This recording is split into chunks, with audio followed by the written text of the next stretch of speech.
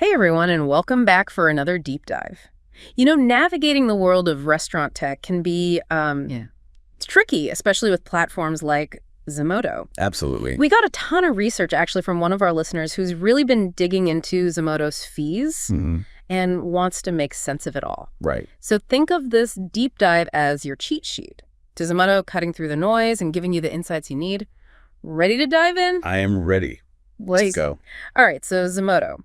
In a nutshell, it's this global platform connecting customers and restaurants, Right. offering online ordering discovery, even special memberships like Zomato Gold and Pro. Yeah, and I think it's really important to emphasize that Zomato plays this dual role. It's not just a food delivery powerhouse, but it's also a very powerful marketing tool for restaurants. Okay. And, that's something that a lot of restaurants don't always fully grasp. They see it just as a way to get orders delivered. Right. But it's actually a way to increase their visibility, gain access to valuable customer data, Yeah. and potentially reach a whole new audience. So it's like a marketing platform in disguise. Exactly. But is all that worth the cost? Well, that's the million-dollar question, isn't it? Yeah. That's what we're here to unpack today. Now, I've seen all the notes you've sent over about Zomato's fees, and let's be honest, it can be a little overwhelming. Oh, absolutely. There are listing fees, commission fees, delivery charges. Yeah, it's a lot to keep track of. It is. Where do we even begin? Well, why don't we start with those commission fees? Okay. They seem to be the biggest pain point for a lot of restaurants. Yeah, I can see why. Those fees can range from 15% to a whopping 30% 30%? of each order. That's a serious chunk of change. Yeah, and that's why it's so important to really understand what drives those commission rates. Okay, so what are the hidden factors that make those commissions go up or down? Well, location's a big one. Location. You might be surprised to hear that restaurants in high-demand areas like city centers often face higher commission rates. Ah, so it's like prime real estate. Exactly. The more desirable the location, the higher the rent. Okay, that makes sense. So, if you're in a bustling downtown area, you can expect those commissions to be on the higher end. So location, it applies to the digital world too. It absolutely does. Now, another factor is your order volume. Order volume. Zomato loves restaurants that keep those orders flowing. Okay. So if you're consistently processing a high volume of orders, you actually have some negotiating power. Wait, hold on. We can negotiate those fees? Absolutely. Yeah. Restaurants that have a proven track record of high order volume can often negotiate lower commission rates. So it's like bulk discounts. The more you order, the better the deal. Exactly. Zomato wants to keep its high-performing restaurants happy, Right. so they're often open to working with you.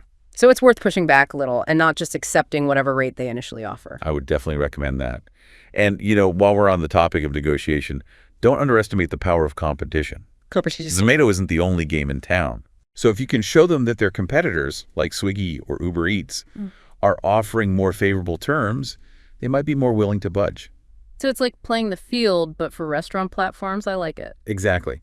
What else influences those commission rates? Oh. The type of restaurant you are could also play a role. Larger chains often have more clout and can often negotiate better rates than smaller independent restaurants. Yeah, the perks of being a big fish. Yeah. But don't despair. Even if you're a smaller restaurant, you could still use some smart strategies to make Zomato work for you. Okay, I'm all ears. Let's talk strategy. Well, one option is to join programs like Zomato Gold or Pro. Right, we touched on those earlier. But are those memberships really worth it? Don't they just mean giving away more discounts and cutting into your profits even further? It's a trade-off for sure. But think of it this way. Zomato Gold and Pro members are often the most active users on the platform. Okay. They're hungry for deals and are more likely to order from restaurants offering those perks. So it's a way to attract a more engaged customer base, even if it means sacrificing a bit on those individual orders. Exactly. It's about increasing your overall order volume. Okay. Even if the profit margin per order might be slightly lower. Right. And remember, those Zomato Gold and Pro programs also give you added marketing opportunities. You're featured prominently in their special sections and can really stand out from the crowd. Okay, I'm starting to see the potential here, but I'm still a little wary of those commission fees eating into my profits. Are there any other ways to minimize that impact? Absolutely. It's all about being strategic with your menu and your marketing. Okay, you've got me thinking like a Zomato strategist now. Let's talk about maximizing ROI. What are some practical tips for restaurants to make sure those Zomato orders are actually boosting their bottom line? One of the most overlooked strategies is menu engineering specifically for delivery. You wouldn't believe how many restaurants just slap their entire dine-in menu onto Zomato without considering how those dishes will travel. You mean a delicate souffle might not be the best choice for delivery? Probably not. It's about choosing dishes that hold up well during transport, maintain their temperature, and require minimal assembly upon arrival. You want to minimize the risk of soggy fries, lukewarm pasta, and disappointed customers. Makes sense. You don't want your food arriving as a culinary crime scene. Exactly. It's also crucial to consider presentation. Remember, customers are judging your food based on a tiny thumbnail photo on their phones. Invest in high-quality food photography that makes those dishes look irresistible even on a small screen. So it's like food styling for the digital age. You've got to make those dishes pop. Absolutely. Now, another strategy is to highlight your high-margin items. These are the dishes that bring in the most profit, even after accounting for Zomato's commission. Make sure those stars are front and center on your Zomato menu. I get the whole high-margin item strategy, but isn't there a risk of limiting your menu appeal? What if your best-selling dishes aren't the most profitable? That's a great point. You don't want to alienate your loyal customers. It's about finding a balance. Maybe you create special combos or bundles that feature a mix of high-margin and popular items. Or you strategically price those best-selling but less profitable dishes to ensure you're still making a decent return. So it's a bit like a culinary puzzle, figuring out how to make the pieces fit together for maximum profitability. Precisely. Now let's not forget about pricing in general. You need to strike that delicate balance between covering your costs, including those Zomato fees, and remaining competitive in the market. It's a tightrope walk, that's for sure. It is. And don't be afraid to adjust your prices periodically. The cost of ingredients fluctuates. Zomato might tweak their fees, and your competitors are probably also adjusting their pricing strategies. It's a dynamic market, so you need to be flexible. So it's not just about setting a price and forgetting about it. It's about staying on top of those numbers and making adjustments as needed. Exactly. Now, beyond menu and pricing strategies, there's a whole other layer to consider: your overall Zomato presence. It's not just about lifting your menu and hoping for the best. You need to actively manage your brand on the platform. Okay, I'm intrigued. What does that look like in practice? Well, firstly, make sure your restaurant information is up to date. Double-check your address, contact details, hours of operation, and delivery options. Yeah. You wouldn't believe how many restaurants have outdated information on their listings, which can lead to missed orders and frustrated customers. It's like having a broken neon sign on your storefront. Not a good look. Not at all. Now, another crucial aspect is managing those customer reviews. Reviews are social proof. They can make or break your reputation on Zomato. Because everyone trusts the opinions of strangers online, right? You'd be surprised how much weight those reviews carry. Potential customers are scanning those star ratings and reading those comments before deciding whether to order from you. So those little stars have a big impact. They do. That's why it's so important to respond to reviews, both positive and negative. Thanking customers for their positive feedback shows that you're engaged and appreciate their business. And what about those not-so-glowing reviews? I know some restaurant owners who just ignore the negative ones and hope they'll go away. That's a big mistake. Negative reviews are an opportunity to learn and improve. Address those concerns head-on, apologize sincerely if there was a genuine issue, and offer solutions if possible. It shows potential customers that you take feedback seriously and are committed to providing a good experience. So it's not about burying your head in the sand. It's about using those reviews, even the negative ones, to grow and improve your business. Exactly. Now, beyond responding to individual reviews, think about how you can proactively encourage more positive reviews. Maybe you offer a small incentive for customers who leave a review, or you simply remind them at the end of their meal or on their receipt to share their feedback on Zomato. So it's about making it easy and enticing for customers to sing your praises. Precisely. Now let's talk about visibility. Getting those rave reviews is great, but they won't do much good if your listing is buried at the bottom of the search results. So how do we get our restaurant to the top of the Zomato charts? What's the secret sauce? Well, there's no magic formula, but there are some strategies you can use to boost your visibility. Zomato's algorithm takes into account a variety of factors, including those customer ratings we just discussed, the completeness of your restaurant information, the quality of your food photos, and even how quickly you respond to customer inquiries. So it's like a popularity contest, but for restaurants. You could say that. And just like in any popularity contest, you need to play the game strategically. All right, give me those strategic plays. How do we win this game? One option is to consider sponsored listings. These are paid placements that put your restaurant at the top of the search results for specific keywords or cuisines. So it's like buying advertising space, but on Zomato. Exactly. Yeah, It's a way to get guaranteed visibility, but it does come at a cost. I bet. But I guess if it brings in more orders, it could be a worthwhile investment. It definitely can be, especially if you target those sponsored listings strategically. Think about the keywords that potential customers are using to search for restaurants like yours and focus your spending on those terms. So it's not just about being seen, it's about being seen by the right people. Exactly. Now, beyond sponsored listings, there are other ways to boost your organic visibility. Make sure you're using relevant keywords throughout your Zomato listing, from your restaurant name and description to your menu item titles. So it's like SEO, but for Zomato. You got it. It's about understanding how people search for restaurants and optimizing your listing accordingly. This is a lot to take in, but I'm starting to see how Zomato can be a powerful tool when used strategically. It definitely can be. But it's important to remember that Zomato is just one piece of the puzzle. It's not a replacement for building your own brand and cultivating direct relationships with your customers. So don't put all your eggs in the Zomato basket. Exactly. Think of Zomato as one channel in your larger marketing strategy. It's a valuable tool, but it shouldn't be your only tool. All right, so we've talked about menu engineering, pricing strategies, managing reviews, boosting visibility, and the importance of building your own brand. Anything else restaurants need to know to thrive in the Zomato world? Well, I think it's crucial to talk about some of the common pitfalls that restaurants fall into when using Zomato. Even with the best intentions, mistakes happen. Okay, let's talk about those Zomato fails. What are some of the biggest blunders we need to avoid? Okay, let's talk about those Zomato fails. What are some of the biggest blunders we need to avoid? One of the most common mistakes is underestimating the total cost of using Zomato. It's easy to focus on those commission fees and forget about all the other expenses that can creep up on you. Right, those hidden costs can really add up. They can. Things like listing fees, marketing expenses, packaging costs for delivery orders, and even the cost of those complimentary items you might be offering to Zomato Gold or Pro members. So it's about looking at the big picture of Zomato costs, not just that commission percentage. Exactly. It's about understanding all the variables that contribute to your overall Zomato expenses. Now I know what you're thinking. Is there any way to make these calculations easier? And the answer is yes. There are.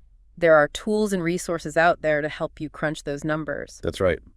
One of the most helpful tools is Zomato's own merchant dashboard.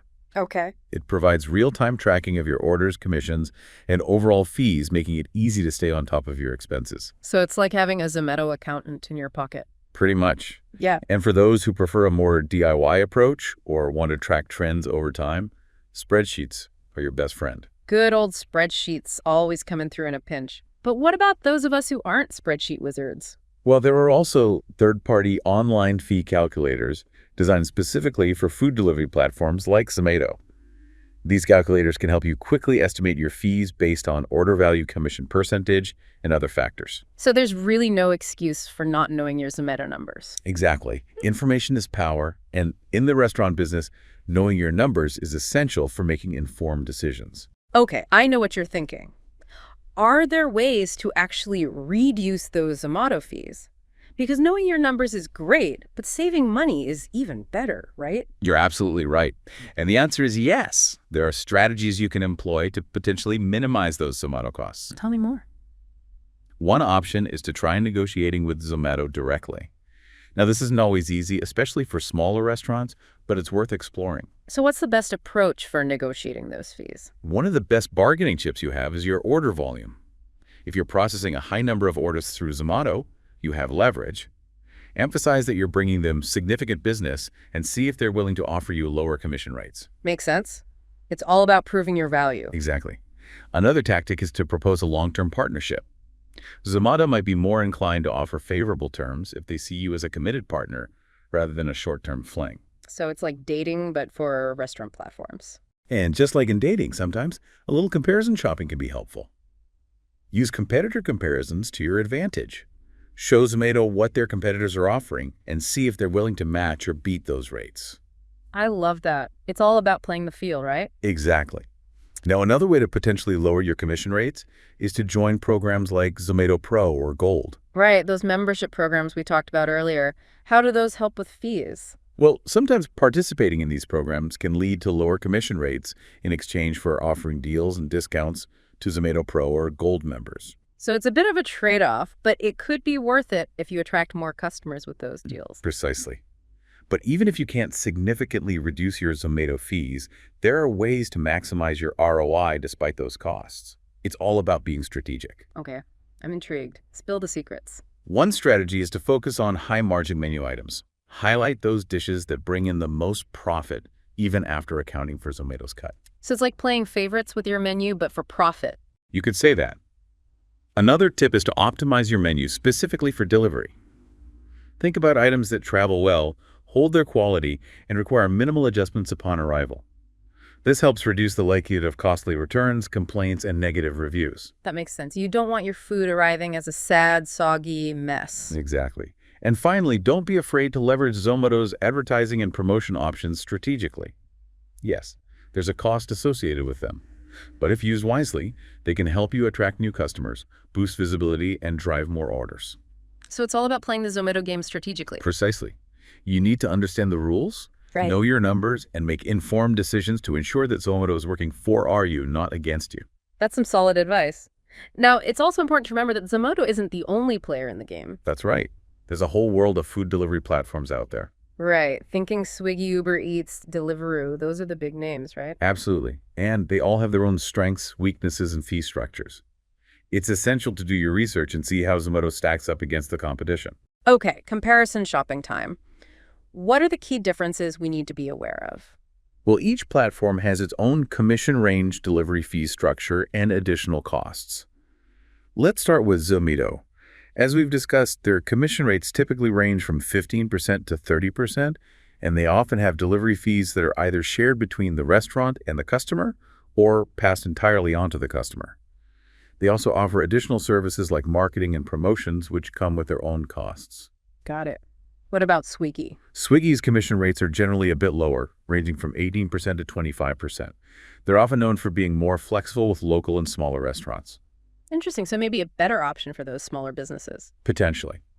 With Swiggy, the delivery fees are typically covered by the customer, though there might be a small portion shared with the restaurant in some cases. And they also have additional costs for services like delivery marketing and priority placement. All right. What about Uber Eats? They're a big name in the game, right? They are. Uber Eats commission rates are similar to Zomato's, ranging from 15% to 30%. Sure. However, they often vary based on location and order volume. One key difference is that with Uber Eats, the delivery fees are usually paid entirely by the customer, so the restaurant doesn't have to worry about sharing those costs. That's a plus. But I'm guessing they have other fees. You're right. They do have additional costs for things like promotions, visibility boosts, and exclusive partnerships. Okay, so they're all playing the fee game in different ways. Exactly. And lastly, we have Deliveroo. They tend to have the highest commission rates ranging from 25% to 35%. However, like Uber Eats, the delivery fees are typically covered by the customer. So higher commissions, but potentially less hassle with delivery fees. That's one way to look at it. Deliveroo also has additional costs for things like visibility boosts and advertising to secure premium placement in their search results. Okay, so it's a jungle out there. It can be, but the key is to carefully consider your restaurant's specific needs and choose the platform that aligns best with your goals and financial situation. So no clear winner. Not really. It's not about finding the best platform overall, but the best platform for you. It all comes down to factors like your restaurant size, location, customer base, and existing delivery setup, or lack thereof. All right, so we've covered a lot of ground here. We've talked about the different types of Zomato fees, how to calculate them, ways to potentially reduce those costs, and how Zomato compares to other platforms. We've definitely done a deep dive. We have. And you know what? It all comes back to strategy. Right. Zomato can be a powerful tool for restaurants, but only if you use it wisely. Absolutely. Yeah. You need to be proactive, understand the fees, and make informed decisions. It's not a set it and forget it kind of thing. Not at all. Right. It requires ongoing attention and a willingness to adapt. Okay, so any final words of wisdom for our listeners as they navigate the world of Zomato and online ordering? I would say don't be afraid to experiment. Don't be afraid to try different strategies. See what works best for your restaurant. And remember, it's all about finding that balance, leveraging the benefits of these platforms while protecting your profits and building your own brand. So Zomato is just one piece of the puzzle. Exactly. Awesome. Well, that wraps up another deep dive. A huge thank you to our amazing expert for breaking down this complex topic. My pleasure. And to you, our listeners, for joining us on this journey. We hope you found this deep dive helpful and informative. Remember, knowledge is power, and we're always here to empower you with the insights you need to thrive in the restaurant world. So until next time, happy cooking, happy serving, and happy connecting.